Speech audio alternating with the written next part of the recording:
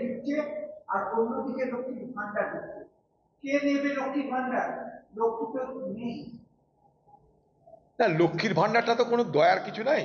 লক্ষ্মীর ভাণ্ডার সরকারি টাকা, আমরা আপনারা ট্যাক্স দিচ্ছি, সেই টাকাটা বাংলার মা বোনদের দিচ্ছে, এতে আমাদের কোনো আপত্তির কিছু নেই।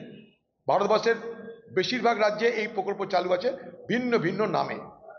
আমাদের দাবি, লক্ষ্মীর ভাণ্ডারের টাকা 2,500 কেন করা হবে না? 2,500 টাকা এই মুহূর্তে লক্ষ্মীর ভাণ্ডারে টাকা বাড়িয়ে করা দরকার।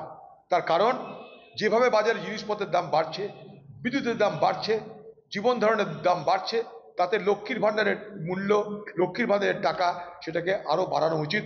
সেটাকে 2,500 করা উচিত। ঝাড়খণ্ডে আছে, তেলেঙ্গানায় আছে, কর্ণাটকে আছে, ভারতবর্ষের বিভিন্ন রাজ্যে আছে। কেন বাংলায় লক্ষ্মীর ভাণ্ডারের টাকা 1,000-1,200-এর মধ্যে সীমাবদ্ধ থাকবে? কেন 2,500 টাকা বাড়ানো হবে না?